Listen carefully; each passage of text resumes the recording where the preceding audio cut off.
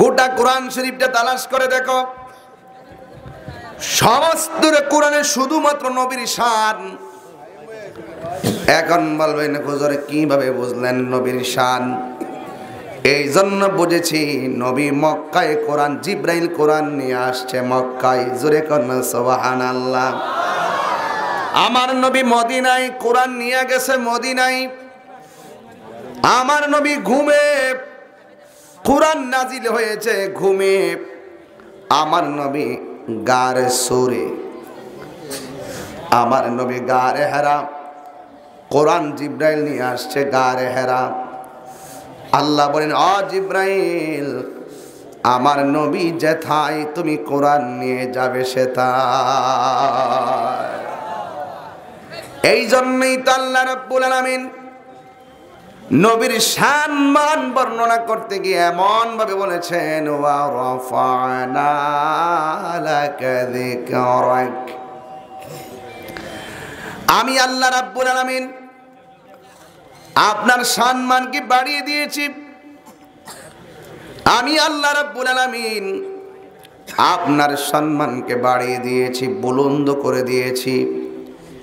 এখন আনন্দপুর থেকে আমার আল্লাহর ডাক দিয়ে বলে, আল্লাহ তোমার বন্ধুর শান তুমি কতটুকু বাড়াইছো। কিন্তু আল্লাহ আমাদেরকে কি বলবেন? আল্লাহ নিজেই কোরআনে এমন কিছু আয়াত লাগিয়ে দিছেন, যে আয়াতের ব্যাখ্যা যদি আমরা আজীবন করি, আমার নবীর শানের 10 ভাগের 1 ভাগও শেষ হবে না। যেমন একটা আয়াত, আলহামদুলিল্লাহি রাব্বিল আলামিন, এটা হলো আমার আল্লাহর শানের আয়াত। আর আমার আল্লাহর হাবিব বলেন, ওয়ামা আরসালনাকা ইল্লা রাহমাতাল লিল আলামিন। আল্লাহ নিজের ক্ষেত্রে বললেন রব্বুল আলামিন। আল্লাহ সমগ্র জাহানের রব। ৮০,০০০ আলমের কিছুই আমরা জানি না। আমরা শুধুমাত্র জানি জমিনের উপর দিয়ে আসমান পর্যন্ত যা দেখা যায়। কিন্তু আল্লাহর সবচাইতে বড় নিয়ামত হলো মাটির নিচে। জোরে কন্যা সুবহানাল্লাহ। মাটির নিচে তেলের খনি আছে না নাই? মাটির নিচে গ্যাসের খনি আছে না নাই? যত ধরনের সম্পদ আমার আল্লাহ মাটির নিচে রেখে দিয়েছেন। এই জন্য আমার আল্লাহ হলো সকল জাহানের রব। আর সকল জাহান থেকে মাত্র দুনিয়াটার ব্যাপারে আমরা জানি, আসমানের উপরে কি আছে আমরা এটাও জানি না। অথচ এই প্যান্ডেলটা লাগাইলেন, কতগুলো খুঁটি ব্যবহার করলেন। আল্লাহ যে এত বড় আকাশটা বানাইলেন, একটা খুঁটিও নাই। আমার আল্লাহ বলেন, আল্লাযী খালাকা সাবআ সামাওয়াতিন তিবাকা।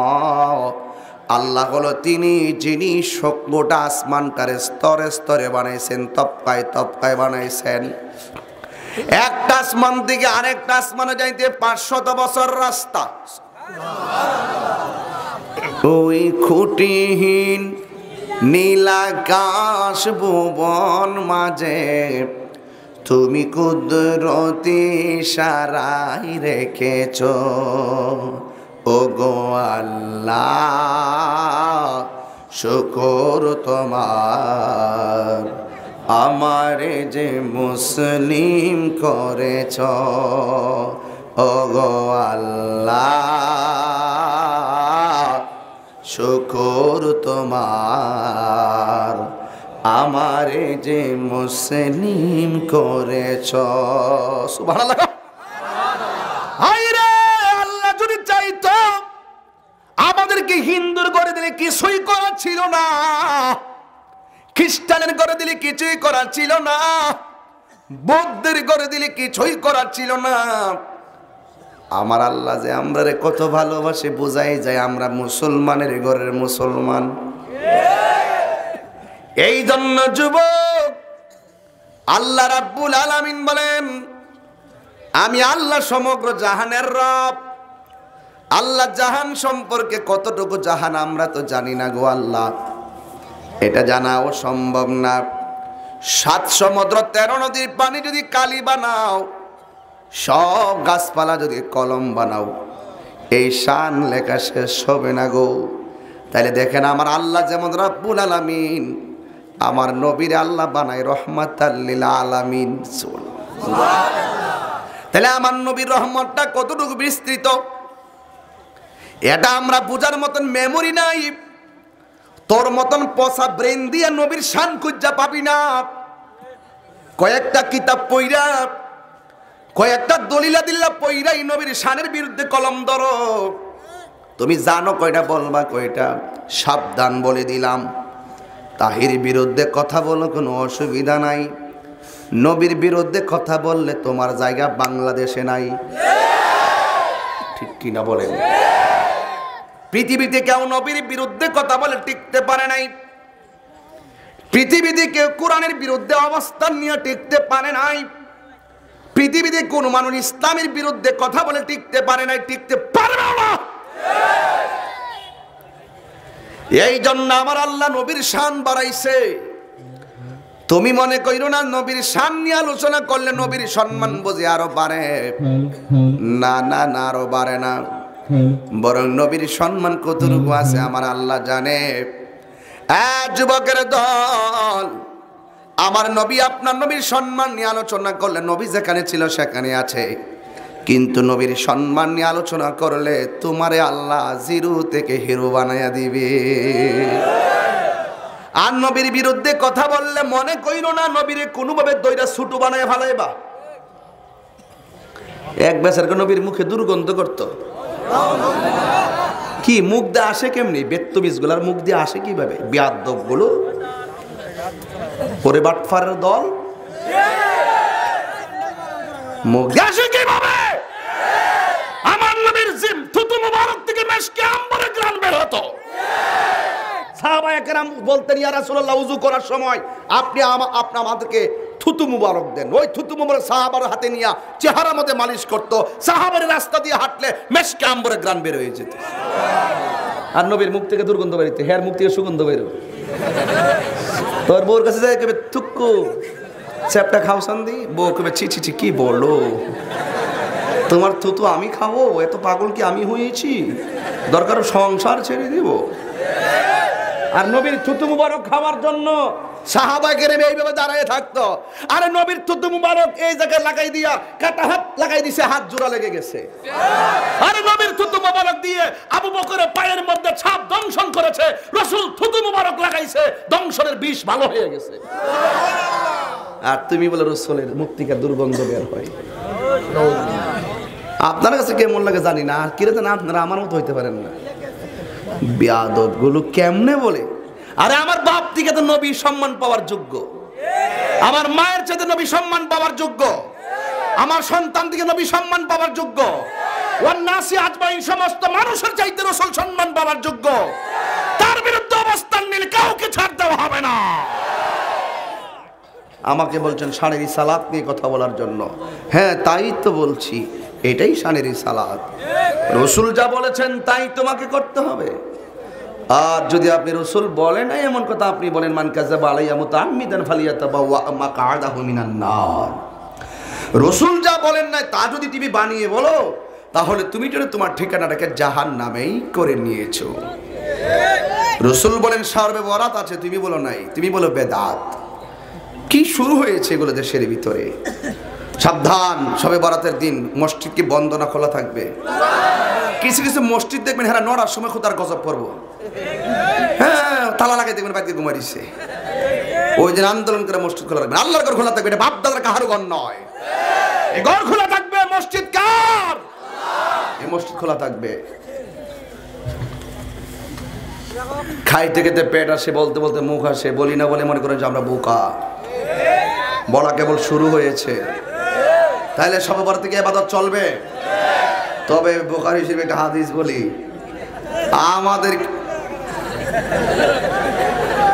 আমাদের যারা রাত্রে ইবাদত করবেন ঠিক আছে, কিন্তু দুই শ্রেণীর মানুষের দোয়া আল্লাহ কবুল করবে না সবে বরাতের রাত্রে।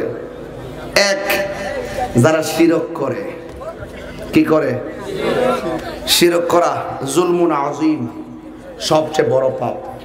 ইন্না শিরকা লা জুলমুন আযীম, নিশ্চয় শিরক বড় গুনাহ। শিরক যারা করে তারা কখনো জান্নাতে যাবে না, ঠিক আছে তো? 2 নম্বর, যারা হিংসা করে, হিংসুক। পাশের ঘরের মানুষটা, মেয়েটা এত পরিশ্রম করে প্লাস পাইছে, হেতে কি করছেন নকল করে বাস করছে। হিংসা, এটা কি? এই হিংসুকের দোয়া কবুল হবে না। কাঠ যেমন করে, গুণ যেমন করে কাঠকে খাইতে খেতে শেষ করে দে, হিংসা মানুষের নেক আমলগুলোকে ধ্বংস করে দেয়। হাসাদ, ওয়া মিন শাররি হাসিদিন ইযা হাসাদ। সাবধান, হিংসা করবেন না।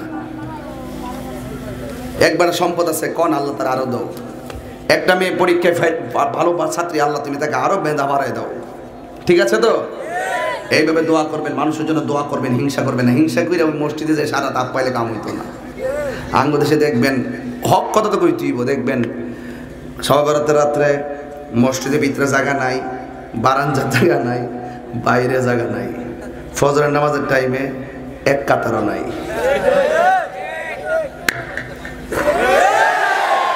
এই নামাজ চলবে? ফরজ পড়তে হবে, ফরজ পড়তে হবে, তারপর নফল পড়তে হবে।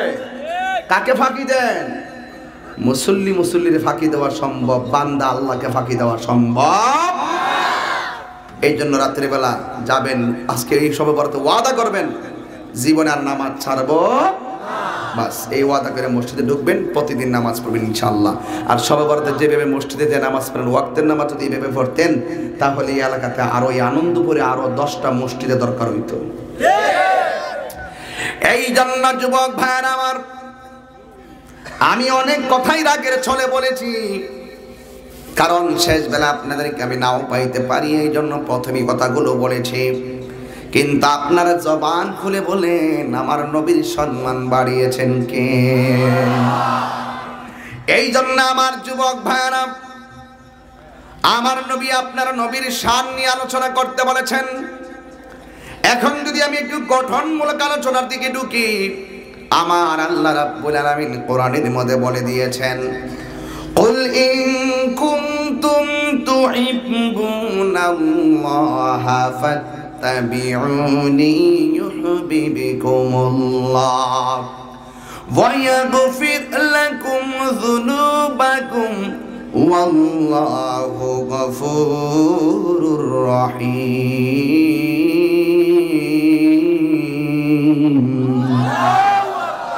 আল্লাহ রাব্বুল আলামিন কোরআনে বলেছেন, এ বন্ধু আপনি বলে দিন, আমি আল্লাহকে যদি ভালোবাসতে চাই, তারা যেন আপনি নবীকে অনুসরণ করে, অনুকরণ করে। আর আপনি নবীকে যদি অনুসরণ করে, আমি আল্লাহ রাব্বুল আলামিন তাদেরকে ভালোবাসবো। সুবহানাল্লাহ। আমরা আল্লাহর ভালোবাসা চাই কি চাই না? দুনিয়ার ভালোবাসায়, ফেসবুকের ভালোবাসায় পাগল হয় না। আজকে ফেসবুকের মধ্যে দেখলাম কে কতটুকু আপন। সুসময়ের বন্ধু অনেক হয়, দুঃসময়ের বন্ধু কাউকে পাওয়া যায় না। ছলনার ভালোবাসা দরকার নাই। দেখবে ফ্রেন্ড লিস্টে আছে 5000, একটা স্ট্যাটাস দিলে মাত্র 12টা কমেন্টস। এক্সেল স্ট্যাটাস দিয়েছে, আমার মায়ের জন্য রক্তের প্রয়োজন, কমেন্টস মাত্র 44টা। 2 দিন পর তার মা মারা গেছে, ওই জায়গার মধ্যে কমেন্টস হলো 750-এর উপরে। যখন তার প্রয়োজন ছিল তার পাশে মাত্র 44 জন, এখনো প্রয়োজন নাই তার পাশে 474 জন। এটাই বাস্তব, এটাই ফেসবুক। এখানে ফেসবুকের ফলোয়ার আর বন্ধুদেরকে খাঁটি মনে করো না। দুঃসময়ের বন্ধু যে সেই আসল বন্ধু, ঠিক কিনা বলেন? এটা একটা কষ্টের কথা বললাম, অনেক কষ্টের কথা বললাম। তার মা মারা গেছে, ইন্না লিল্লাহ বলার মানুষের অভাব নাই। তার মায়ের রক্তের প্রয়োজন, কোনো বন্ধু নাই। এটাই বাস্তবতা। এতক্ষণ ছিল কোথায়? এতগুলো মানুষ এতক্ষণ ছিল কোথায়? এটাই বাস্তব। এজন্য সবচাইতে একটা জায়গায় মিস করবা না, সেটা হলো আমার নবীর মহব্বত। যাকে ভালোবাসলে তার থেকে ভালোবাসা পাওয়া যায়। ঠিক কিনা বলেন? এই জায়গায় ভুল করবে। এমপির সাথে সম্পর্ক করতে চান, খুব কঠিন। মন্ত্রীর সঙ্গে সম্পর্ক করতে চান, খুব কঠিন। চেয়ারম্যানের সঙ্গে সম্পর্ক করতে চান, খুব কঠিন। কেন? ওনারা দেখবে তোমার বংশটা করা কিনা, উনি দেখবে তুমি অ্যামাজিং ফিগার কিনা, ওরা দেখবে তুমি অনারেবল পার্সন কিনা, দেখবে তোমার গ্রুপ স্ট্রং কিনা, উনি দেখবে তুমি অলওয়েজলি নাইসলি কিনা, তো উনি দেখবেন তোমার পাশে শক্তি আছে কিনা, উনি দেখবেন তোমার বংশীয় পাওয়ার আছে কিনা। দেখে দেখে তোমাকে এমুক কমিটির সভাপতি, এমুক কমিটির সেক্রেটারি যাচাই বাছাই করে বানাবে। কিন্তু একটি জায়গায় ভালোবাসা দরখাস্ত করো, তিনি তোমার সম্পদ দেখবে না, তিনি তোমার চেহারা দেখবে না, তিনি তোমার বংশ দেখবে না। বাংলা করে বসো, যদি তার সঙ্গে ভালোবাসা বলে ইয়া নবী সালাম আলাইকা বলো, সেই নবী তোমার ডাকে সাড়া দিবে।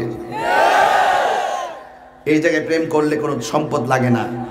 হযরতে আবু বকর সিদ্দিক, ওনার রওজাটা রাসূল পাকের রওজার পাশে এমনিতে হয় নাই, একমাত্র ভালোবাসার গুণে হয়েছে। কথা বলেন ঠিক কিনা বলেন? এই জন্য নবী পাকের ভালোবাসা এটা অত্যন্ত গুরুত্বপূর্ণ একটি বিষয়। কথা বলেন ঠিক কিনা বলেন? এই জন্য আমি কোরআনের আয়াতটা পড়েছি। এত সুন্দর সাজাইছো, খুব সুন্দর স্টেজ, ওকে, মনে রেখো এর চাইতে আল্লাহ রাব্বুল আলামিন তোমার জন্য বড় বড় সুন্দর কোঠা বানায়া রেখেছেন। এমন একটা ঘর বানায় রাখছেন, ওই ঘরের একটা শিখ যদি বিক্রি করে দুনিয়া 70টা কিনা যাবে। এত সুন্দর তোমার জন্য অপেক্ষা করছে, সারপ্রাইজ। অনেক সুন্দর, অনেক কিছু আপনার জন্য অপেক্ষা করছে। একমাত্র শর্ত হলো কি? নবীর মহব্বত। সুহবতে সাহাবী হয়, ইবাদত হয় না। নবীর সোহবতে গেছে, ইবাদত হবে আল্লাহ, সোহবত হবে রাহমাতুল লিল আলামিনের। এটা এমন এক জিনিস, এটা বাজারে, হবিগঞ্জের বাজারে কিনতে পাওয়া যায় না। মহব্বত এটা আসমান থেকে আসে, স্বর্গ থেকে আসে। প্রেম আছে বলেই পৃথিবী এত সুন্দর। এই প্রেম যেন এমন প্রেম না হয়। ইদানিং আত্মহত্যার প্রবণতা বেড়ে গেছে। মা সন্তানকে কিছু বললেই, প্রেমিকা কিছু বললেই গায়ের মধ্যে কেরোসিন ঢেলে দিয়ে সে বাস চলে গেছে আগুন ধরাইয়া, ছাদ থেকে লাফ মেরে মরে গেছে। এগুলো কেন? একমাত্র ধর্মীয় শিক্ষার অভাব। কথা বলেন ঠিক কিনা? নৈতিক চরিত্রের পদস্খলন ঘটেছে। এই জন্য কাম দেশে ডুব দিয়েছে বলেই প্রেম হারিয়ে গিয়েছে। সত্যিকার প্রেম নাই বলেই আজকে মাথার উপরে শয়তান চেপে বসেছে। সমস্ত কুচক্রী মহলের চক্রান্ত দূরীভূত হয়ে যাবে একমাত্র নবীর মহব্বতের কারণে। আর নবীর মহব্বত যার অন্তরে থাকে তার সম্মান বাড়ায় দিবেন কে?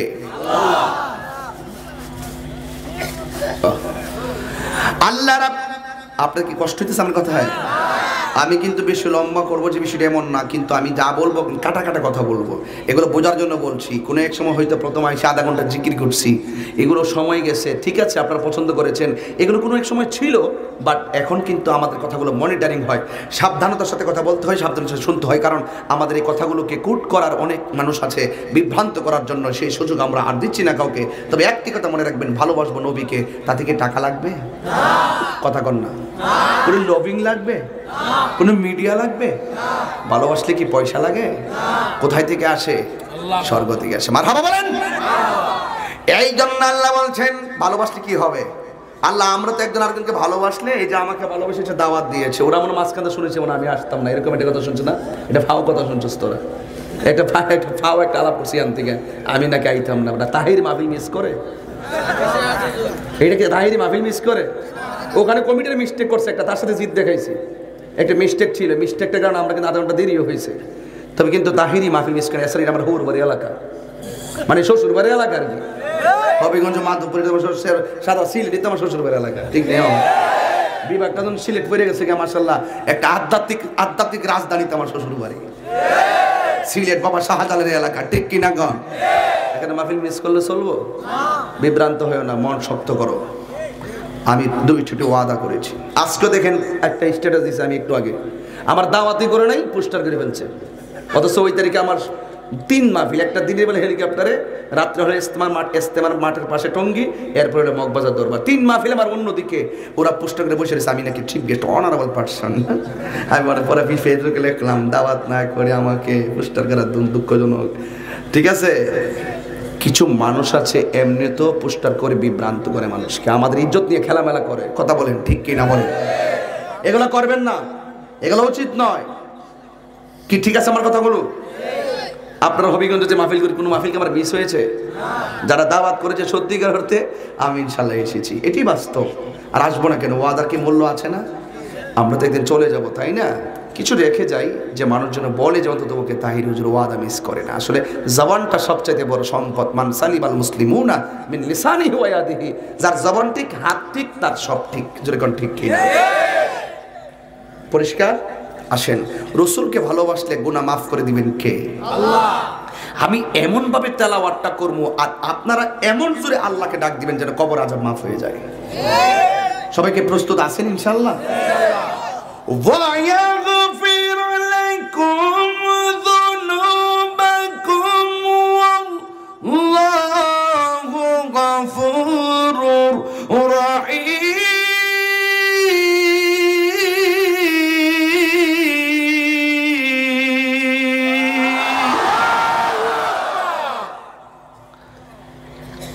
কাকে ডাক দিয়েছেন? আল্লাহ। গুনাহ মাফের মালিক কে? আল্লাহ। মা কফুত কিসে ডাক দিলে মা খুশি হয় না?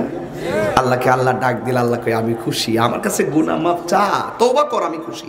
আরে হারানোর টাকা ফেরত পাইলে বান্দা যেমন খুশি হয়, গুনাহ করার পরে তওবা করলে আল্লাহ তার চাইতে কোটি গুণ বেশি খুশি হয়। কারণ কেন? আল্লাহ পাকের 3000 নামের একটা নাম হলো রহমানুর গফুরুর রহিম। এই তো সুবহানাল্লাহ বলেন। এই জন্য আমি বলছি আল্লাহ রাসূলকে ভালোবাসলে, আল্লাহর হাবিবকে অনুসরণ করলে আল্লাহকে ভালোবাসা, আল্লাহর ভালোবাসা পাওয়া যায়। আল্লাহ ভালোবেসে আমরা আপনার একজনকে ভালোবাসলে কত গিফট করি, কত উপহার দেই। আল্লাহ রাব্বুল আলামিন বলেন, তোরা যখন আমি আল্লাহকে ভালোবাসবি, আমি আল্লাহ তোদেরকে গুনাহ মাফ করে দিই, আমি আল্লাহ তোদেরকে ভালোবাসবো।